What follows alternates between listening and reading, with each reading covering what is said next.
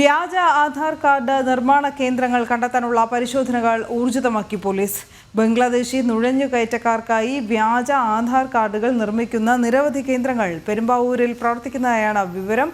വ്യാജ ആധാർ കാർഡ് നിർമ്മാണവുമായി ബന്ധപ്പെട്ട അസം നവഗോൺ സ്വദേശി ഹാരിജുൽ ഇസ്ലാം പിടിയിലായിരുന്നു.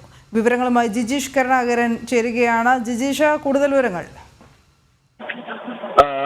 നുഴഞ്ഞുകയറ്റക്കാർക്ക് വ്യാജ ആധാർ കാർഡുകളിൽ കേരളത്തിൽ തങ്ങുന്നതായ വിവരത്തിന്റെ അടിസ്ഥാനത്തിലായിരുന്നു എറണാകുളം റൂറൽ മേഖലയിൽ വലിയ തോതിലുള്ള പരിശോധനകൾ പോലീസ് നടത്തിയത്.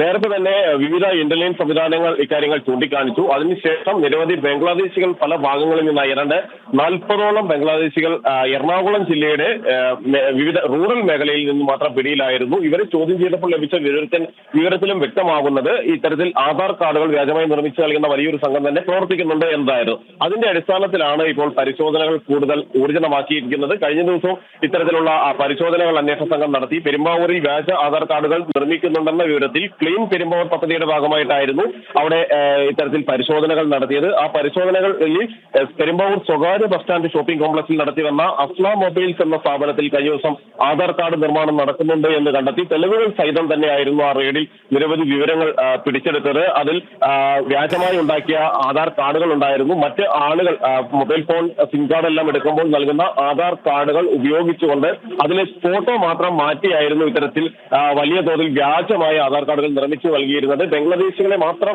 പ്രധാനമായും ലക്ഷ്യം വെച്ചും ഒപ്പം തന്നെ മറ്റ് തട്ടിപ്പുകൾക്ക് എത്തുന്ന ആളുകൾക്കും എല്ലാമാണ് ഇത്തരത്തിൽ വ്യാജ ആധാർ കാർഡുകൾ നിർമ്മിച്ചു നൽകിയിരുന്നത് എന്നും വ്യക്തമായി. എന്നാൽ ഈ ഒരു സ്ഥാപനം മാത്രമല്ല, സമാനമായ രീതിയിൽ പ്രവർത്തിക്കുന്ന നിരവധി സ്ഥാപനങ്ങൾ വിവിധ ഭാഗങ്ങളിൽ പെരുമ്പാവൂരിന്റെ വിവിധ മേഖലകളിൽ തന്നെ പ്രവർത്തിക്കുന്നുണ്ട് എന്നാണ് അന്വേഷണ സംഘത്തിന് ലഭിച്ചിരിക്കുന്ന സൂചന. ഇതിന്റെ അടിസ്ഥാനത്തിൽ നിരവധി സ്ഥാപനങ്ങളെ ഇപ്പോൾ തന്നെ പോലീസ് നിരീക്ഷണത്തിലാക്കിയിട്ടുണ്ട്. ഒപ്പം തന്നെ കൂടുതൽ പരിശോധനകളിലേക്കും അന്വേഷണത്തിലേക്കും കടന്നിരിക്കുകയും ചെയ്യുകയാണ് പോലീസും ഒപ്പം തന്നെ വിവിധ രഹസ്യാന്വേഷണ വിഭാഗങ്ങളും.